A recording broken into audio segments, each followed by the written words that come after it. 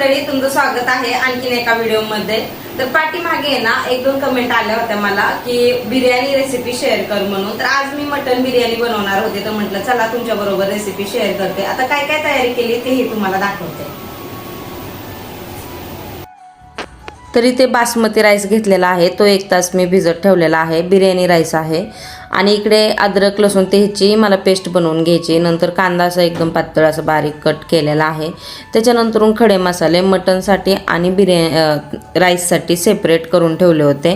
इकडे तेल तूप टाकलं होतं कढईमध्ये, तेलही टाकू शकता पण मी तूप टाकलं होतं कांदा फ्राय करण्यासाठी। मला हा जो कांदा आहे ना तो मटनला जेव्हा मसाला लावणार आहे मी त्यामध्ये ॲड करणार होते, त्यामुळे इकडे अद्रक लसूणची पेस्ट बनवायला घेतली। आता म्हणलं कांदा होतोय तोपर्यंत हे काम करून घेते।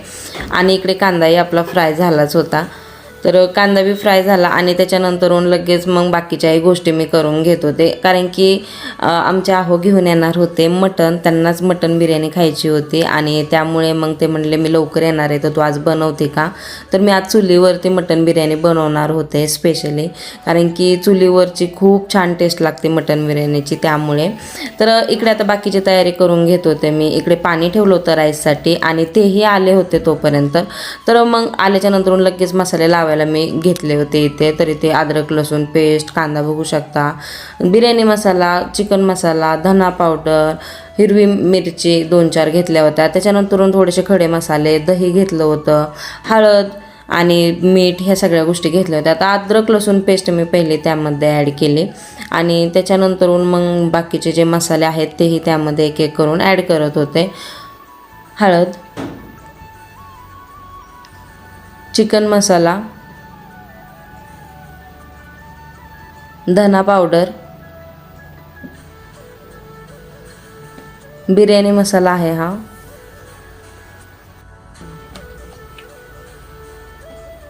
गरम मसाला आहे हा। गरम मसाला पावडर मी घरीच बनवते, तोच त्यामध्ये ॲड केलेला आहे, विकतचा नाही आहे। घरी मसाला बनवलेला त्याची टेस्टच वेगळी असते, त्यामुळे मी घरीच गरम मसाला बनवत असते। इथे मीठ ॲड केलेलं आहे। त्याच्यानंतरून हे खडे मसाले आणि कांदा। आता कांदा मी बारीक करत नाही मिक्सरला, असंच चुरगळून त्यामध्ये ॲड करत असते आणि त्याच्यानंतरून थोडंसं मिक्स करून घेतलं आणि मग दही त्यामध्ये ॲड केलं होतं।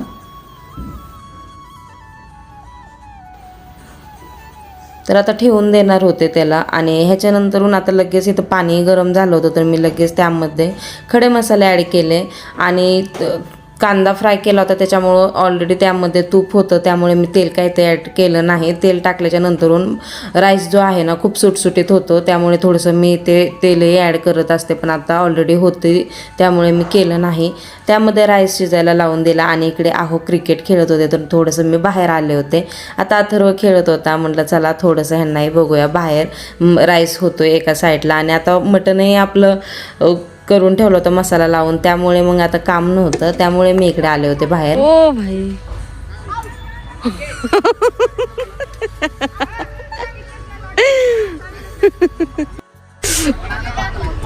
पहिलाच म्हणू पहिलाच बोलला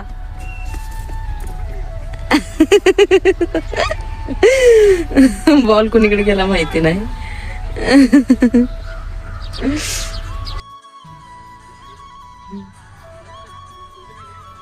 तर बघू शकता मुलं त्यांना कसे हे करत होते, कारण की 6 मारला आऊट होतं, त्यांचे रूल आहेत मुलांचे।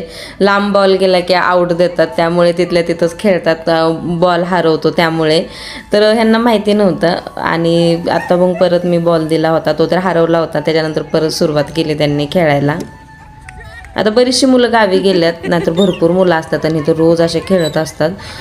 संध्याकाळी 5 वाजल्यापासून ते 7 वाजेपर्यंत त्यांचं असं काय चालू असतं। आजच मी बाहेर आले होते बघण्यासाठी की कसे काय खेळतात ते, कारण की आता माझंही बरंचसं काम आवरलं होतं आतमधलं, त्यामुळे आता एक 1-1.5 तास तर मला ठेवून द्यायचं होतं मटण, त्यामुळे म्हटलं चला थोडंसं बाहेर। आता मी हे घरात चालले होते आणि हे आले होते। आता इथे राईस पण बघू शकता. जास्त वेळ बाहेर थांबले नव्हते, ह्याला वेळ लागणार होता त्यामुळेच बाहेर गेले होते मी. म्हणलं इथं बसण्यापेक्षा मी बाहेर जाते जरा वेळ. तर आता इकडे राईस होतोय तोपर्यंत टॅमॅटो कट करायला घेतला. आता चॉपिंगमध्ये टॅमॅटो राहिला होता कट करायचा, कोथिंबीर आणि पुदिना ह्या दोनच गोष्टी 2-3 राहिल्या होत्या मला चॉप करायच्या. त्यामुळे म्हणलं आता टॅमॅटो कट करून घेते आणि पुदिना आणि कोथिंबीर नंतर कट करेन, कारण की सुकून जाते त्यामुळे.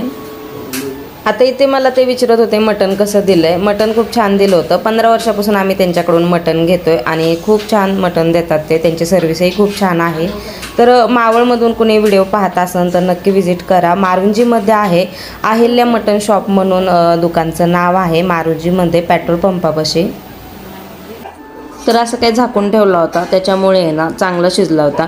आता इथे मी राईस आहे ना पूर्ण 95% शिजवून घेते, बिलकुल कच्चा ठेवत नाही. हातावरती असं दाबलं ना की तो शिजलेला पूर्ण असला पाहिजे, असं म्हणजे जास्त जो शिजतो ना आपण जो पातेल्यामध्ये लावतो तसा नाही, पण असा हातावरती दाबल्याच्या नंतर पूर्ण एकसारखा लागला ना की मग तो शिजला म्हणायचं. कारण की जास्त आहे ना मी राईस कच्चा ठेवत नाही, पूर्ण शिजवून घेते. त्यामुळे इथे पूर्णच आता शिजवून घेतला होता, एकदम थोडासा लाईट राहिला होता. तर तो मी चाळणीमध्ये असं काय ठेवून देत होते. आता इथे एकदम डिटेलमध्ये तुम्हाला मी दाखवत होते त्यामुळे. तर असं काही खाली भांडं ठेवले, त्याच्यावरती आता ही पुरणाची चाळण, दुसरी एक चाळण 2 ह्याच्यामध्ये मी डिवाईड केलं आणि दोन्ही राईस असे काढून ठेवले होते पाणी नितळण्यासाठी आणि त्याला झाकून ठेवणार होते. एकदम असा मऊसूत आणि मस्त होतो भात, त्यामुळे असे काही प्रोसेसने मी करत असते.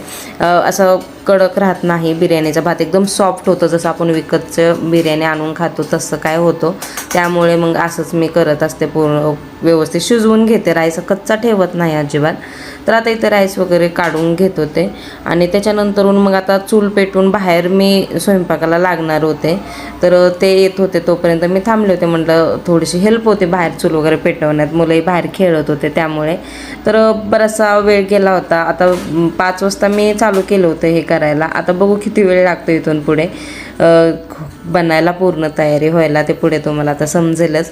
आता इकडे झाकून वगैरे ठेवते आणि त्याच्यानंतर आता बाहेरच जाणार होते.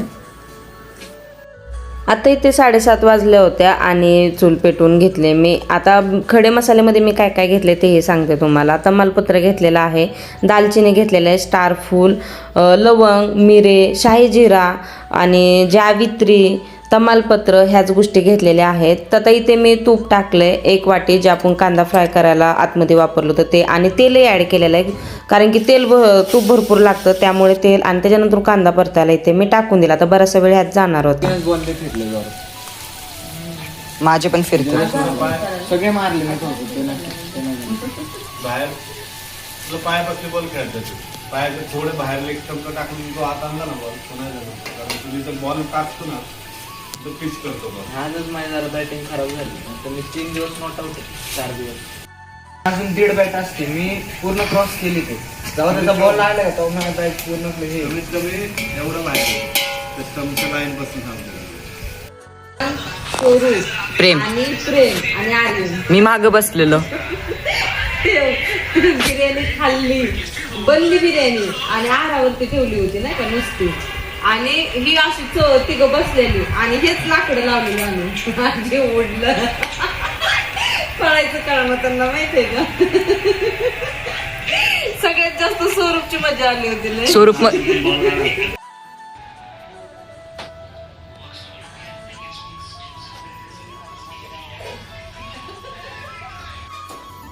इथे अद्रक लसूणची पेस्ट मी त्यामध्ये ॲड केलेली आहे. बघू शकता कांदा असा एकदम ब्राऊन होईपर्यंत छान परतून घ्यायचा, तेव्हाच एकदम टेस्टी बिर्याणी बनते. इकडे लगेच हळद आणि फक्त लाल मिर्च पावडर आणि बिर्याणी मसाला हे 2च मसाले मी ह्यामध्ये ॲड केलेले आहेत. बाकी मसाले मी ॲड करत नाही बिर्याणीमध्ये, किंवा जे आपण भाजीसाठी वगैरे मसाले बनवतो ना तेही मी असे काय एक्स्ट्राचे टाकत नाही. तरी ते टॅमॅटो टाकलेला आहे, खूप छान ह्याचंच खूप छान ग्रेव्ही तयार होते, गरजच पडत नाही मसाला बनवून टाकण्याची. आता इथे मीठ आणि आपला बिर्याणी मसाला थोडासा टाकला होता त्यामध्ये, आणि आता त्यालाही परतून छान घ्यायचं. त्याच्यानंतरून मग आपण त्यामध्ये मटण ॲड करणार आहे. तर बघू शकता इथे मटण ॲड केलं मी, आणि आता मटणही छान परतून घेते.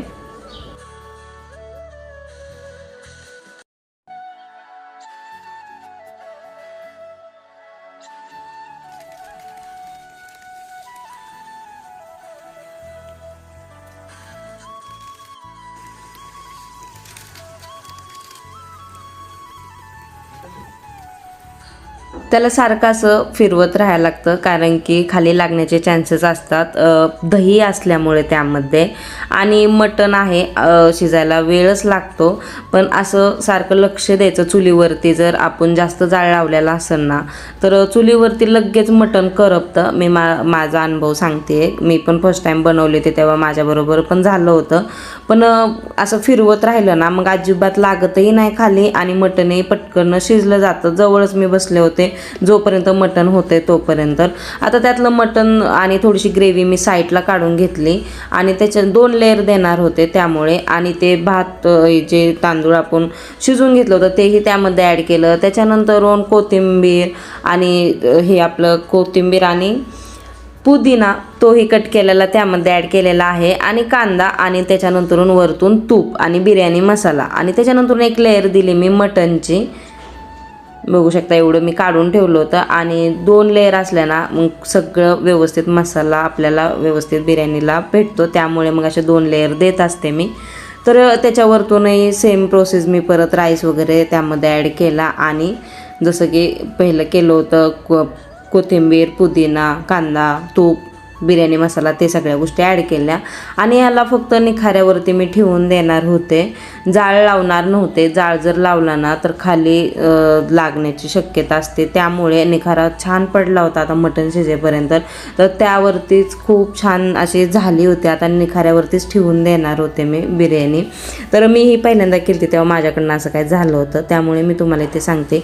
आणि टॅमॅटो आणि दही जास्त क्वांटिटीमध्ये मटण बिर्याणीला वापरलं ना की मग खाली लागत नाही बिर्याणी, त्यामध्ये ना अशी होऊन जाते.